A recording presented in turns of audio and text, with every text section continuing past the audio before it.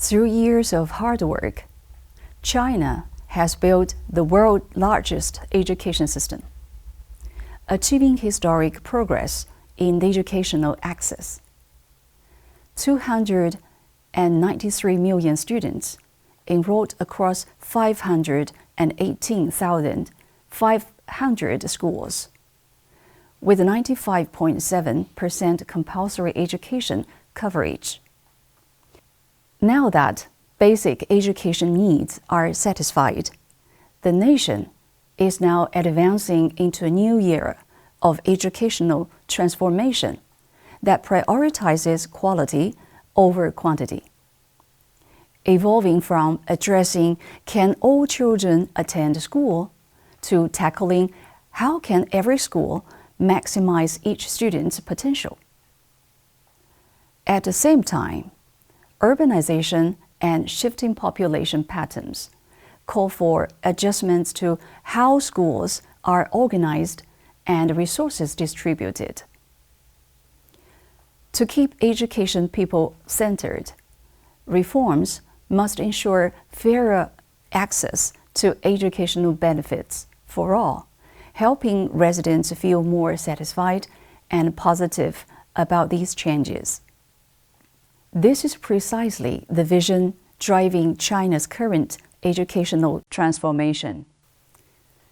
In January 2025, China unveiled a new educational blueprint. Key measures include rotating top educators between regions, boosting support for vulnerable students, and strengthening dropout prevention. Digital education is being promoted through shared online platforms to enhance equity. This effort is supported by nationwide digital infrastructure. As of early 2023, all primary and secondary schools in China have internet access, with the vast majority equipped with high-speed connections, campus Wi-Fi, and multimedia classrooms. Building on this foundation, China has developed shared educational resource platforms, including national and provincial teaching databases and thousands of accredited online courses.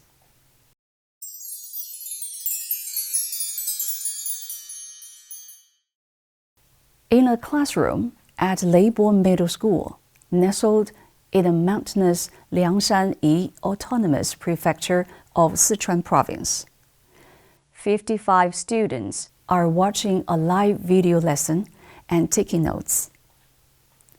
On the other end of the screen, Fu Yang, a Chinese language teacher from Chengdu No. 7 High School, one of China's most prestigious secondary schools, is guiding her class through the classical text, the biographies of Lian Po and Lin Xiangru.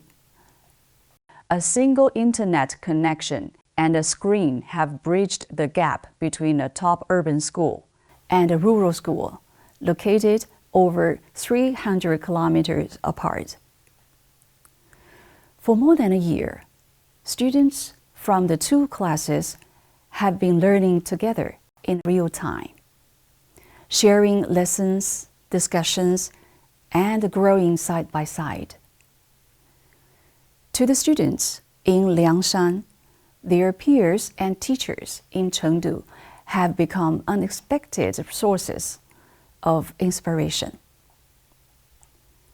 This program doesn't just develop strong students, it trains better teachers too, says Xu Hua, principal of Leibo Middle School. Through live streaming, students in remote regions gain access to high-quality education. Although they have never met in person, Chibi Ani, a student at Leibo Middle School, already looks up to Ge Huaiqi, a student from Chengdu. "I really admire how engaged he is in class," His answers are always thoughtful. He motivates me. Another student, Li Yan, recently earned second place in her grade. When she first took a synchronized exam with Chengdu No. 7 high school students, she struggled to pass several subjects.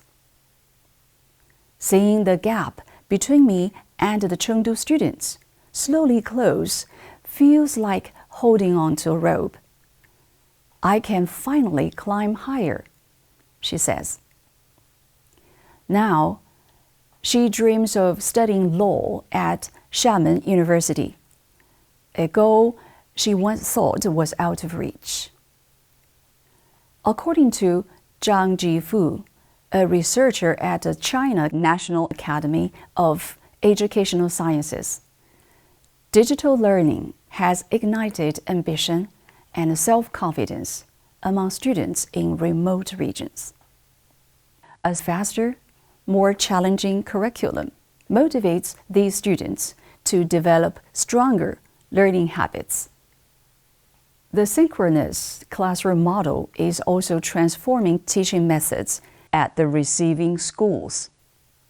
By keeping pace with a leading institution like Chengdu No. 7 High School, Leibo Middle School has built a more capable teaching team and developed greater self-sufficiency. Ke Zhenshu, who teaches Chinese, says the program has made lesson delivery more systematic.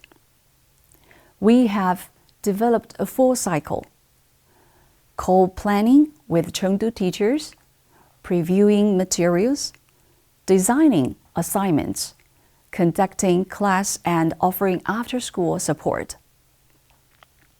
Each day, Leibo teachers hold extra tutoring sessions to reinforce the live stream lessons.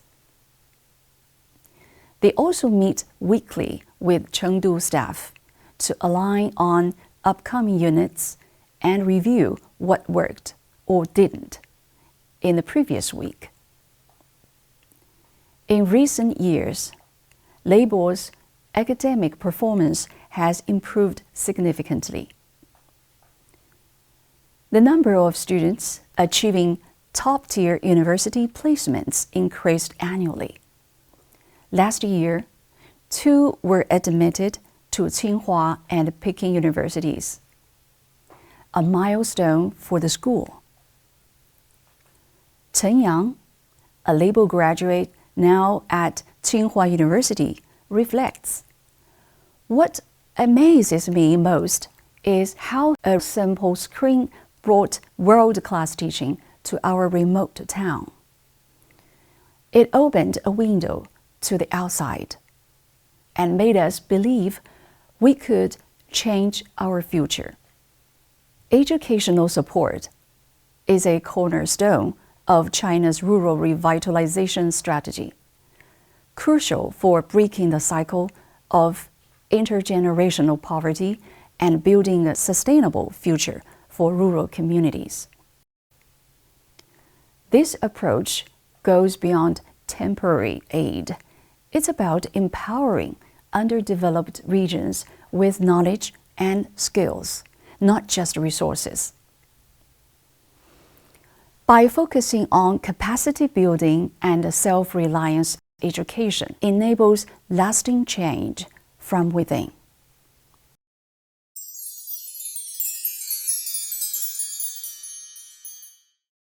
Nestled in Chongqing, a major hub in southwest China, the high school affiliated to Southwest University, commonly called Xifu, is known for its strong faculty and rich resources. In response to the national outline of the plan for building China into a leading country in education, 2024 to 2035, Xifu launched the Leading Goose Program, a practical and sustainable program designed to support schools in under-resourced regions of southwest China. The initiative has reached regions such as Guizhou, Yunnan, and the Xizang Autonomous Region. Among the beneficiaries is Daozhen Middle School. Located in Zunyi City, a mountainous part of northern Guizhou, with Shifu support, the school has seen growing success in nurturing talented students. Shifu has sent over 100 teachers across 9 subjects to Daozhen to provide teaching guidance and mentorship, both online and on-site. Key teachers from Shifu also serve as advisors to local master teacher workshops. Senior Shifu instructors Li Chaobing and Nie Chaoju, a married couple, spent a year at Daozhen Middle School teaching classes, coaching young faculty, and leading workshops. The class of 2025 was Daozhen's first cohort under the new college entrance exam system. Teachers were uncertain about how to proceed, so we shared methods for lesson design, text analysis, and exam writing, and created a 3-year strategic plan. It boosted everyone's confidence, said Nie Chaoju. She observed over 100 classes and provided consistent support to English teachers across all grades. Her husband, Li Chaobing, focused on politics education, emphasizing higher order thinking skills and core academic competences. He also opened his classroom to young teachers for observation and offered ongoing guidance. As a result, Daozhen's English scores rose to among the best in Zunyi. The school adopted engaging teaching methods like task-based and project-based learning, making classrooms more dynamic. Over 3 years, Daozhen's educational quality improved significantly. In 2025, it outperformed neighboring schools with over 97% of graduates admitted to universities. 7 entered Tsinghua and Peking, China's 2 most prestigious universities. Among them, Yang became the 2nd female flight cadet from Guizhou, marking a historic achievement for Daozhen. Leng Jiaye, a 2024 graduate, reflected, "When Shifu was supporting our school, I was lucky to be mentored by Mr. Gou Xiaodong, the head of their Chinese language teaching group. He didn't just teach me to collect materials. He showed me how to use them flexibly and express my thoughts in polished language. I started making it a habit every day, jotting down stories, book reviews, and quotes, always adding my own reflections. Pretty soon, using materials in writing became more natural. My skills grew, and so did my confidence." With his support, she overcame academic pressure and was admitted to Northwest University of Political Science and Law. The initiative is named after wild geese flying in formation, known as the leading goose, where the lead goose breaks the wind, reducing resistance for the rest of the flock, much like how the high school affiliated to Southwest University shares resources and experience to help other schools improve and advance together. To alleviate poverty, we must first combat ignorance. To support development, we must start by strengthening education. This statement, made by China's President Xi Jinping, clearly underscores the importance of educational poverty alleviation and serves as a guiding principle in the effort. In 2024, China's Ministry of Education issued the notice on establishing a regular reporting mechanism for compulsory education attendance, reinforcing the long-term strategy to prevent student dropouts. The policy mandates a multi-level accountability framework. Schools report attendance monthly. Countries verify data quarterly.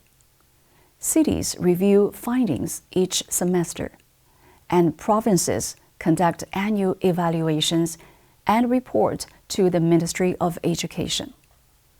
This system is supported by dynamic registries to track all school-age children, particularly those from vulnerable backgrounds, and is powered by a national digital platform that facilitates data sharing, monitors intervention efforts, and ensures timely support for at-risk students.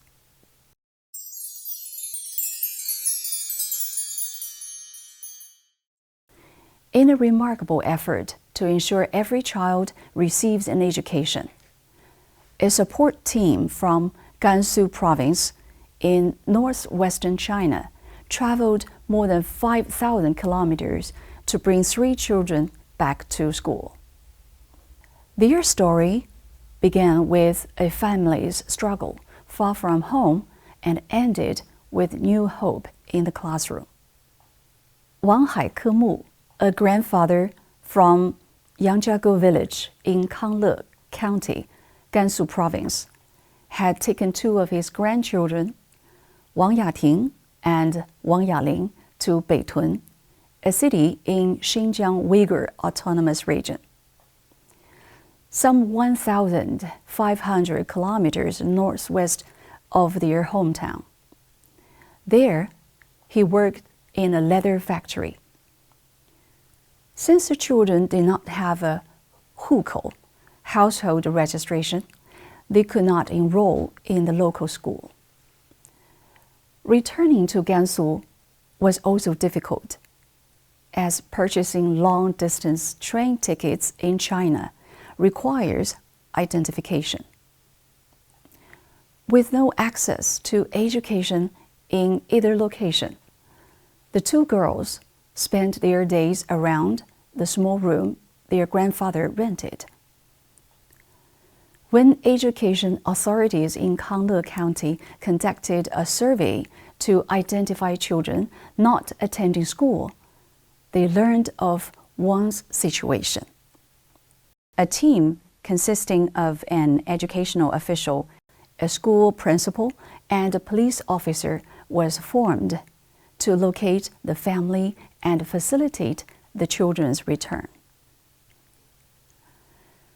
The team found Wang and his granddaughters in Beitun and assured them that the children could return to Gansu and resume their education.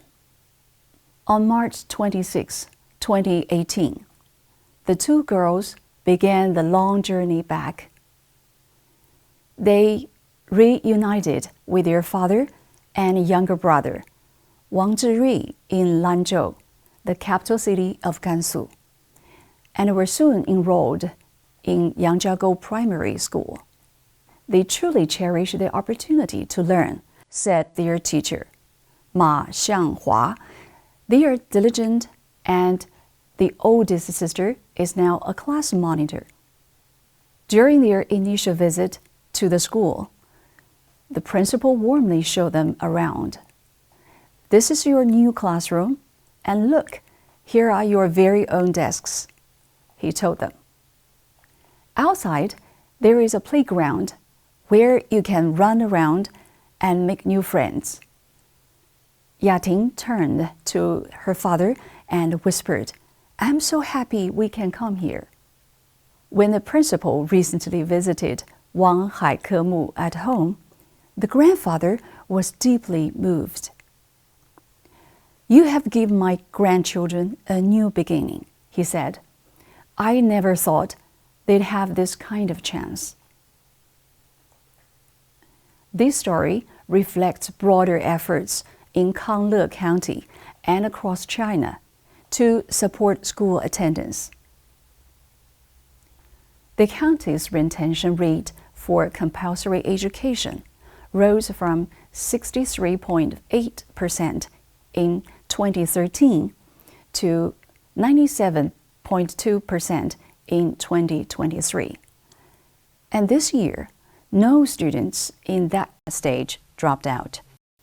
For children like Yating, Yaling, and Zhiri, education has set them on a path their grandparents could only dream of. A country thrives when its education is well developed, as President Xi Jinping emphasized in the new era, perfectly encapsulates a principle that has guided China since 1978.